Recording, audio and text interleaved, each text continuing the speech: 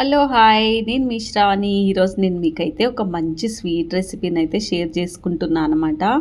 మనము స్వీట్ షాపుల్లోనే కాదు, స్వీటు మన ఇంట్లో కూడా మనము చాలా ఈజీగా ఇంకోటి అంతకన్నా టేస్టీగా చేసుకోవచ్చు.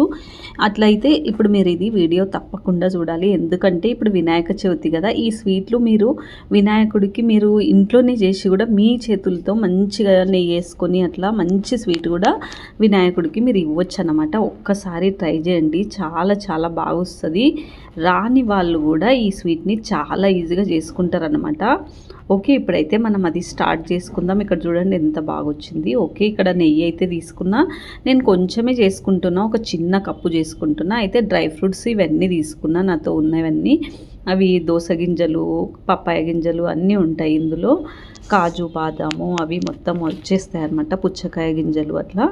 ఓకే, ఇవైతే తీసుకున్నా. ఇప్పుడు వేయించుకున్నా, కొంచెము మరీ డార్క్ వేయించకూడదు, నార్మల్గా అవి పక్కకు పెట్టేసుకొని ఇప్పుడు మళ్ళీ అదే నెయ్యిలో నేను రవ్వను వేయించుకున్నాను అనమాట.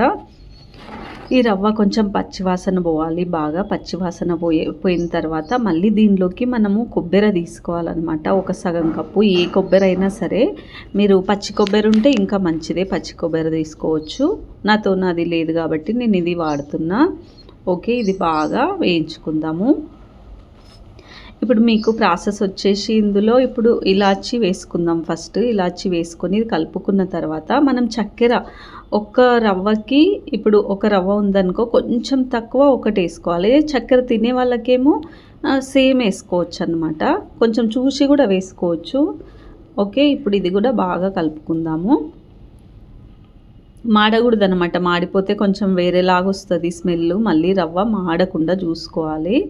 ఓకే, ఇప్పుడు వచ్చేసి మళ్ళీ మనం పాలు తీసుకుందాము. పాలు తీసుకొని కొంచెం ఇంకా పోసుకోవాలి. నేను ఒక సగం కప్పు పోసుకున్నాను అనమాట. సగం కప్పు పోసుకొని మనం కొంచెం ఇంకా వేయించుకోవాలి, మాడకుండా వేయించుకోవాలి. కొంచెం అది మనకు థిక్ ఇట్లా మనకు పేడాలు చేసే విధంగా రావాలన్నమాట. మీరు ఏమన్నా చేసుకోవచ్చు, లడ్డు కానీ పేడ కానీ మీ ఇష్టం అది. ఓకే, ఇక్కడ రెడీ అయిపోయింది. ఇప్పుడు నేను ఒక వైట్ గిన్నె ఏదైనా తీసుకొని అందులో ఇప్పుడు ఇది నెయ్యిని రాసుకుందాం. ఫస్ట్ మొదటిగా నెయ్యిని రాసుకొని అందులో మనం నెయ్యిని రాసుకున్న తర్వాత దీన్ని వేసేసుకుందాం మొత్తము.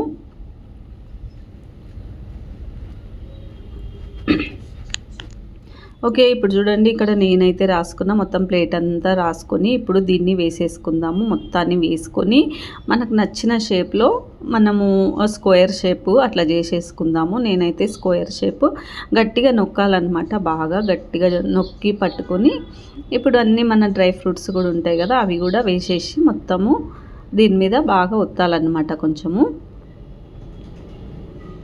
ఎంబడి తీస్తే ఇది ఇరిగిపోతుంది, మనకు కొంచెం టైం పడుతుంది. అన్నీ ఒత్తి ఫస్ట్ కొంచెం ఒక 15-20 నిమిషాలు అయితే దీన్ని వదిలేసేయాలన్నమాట.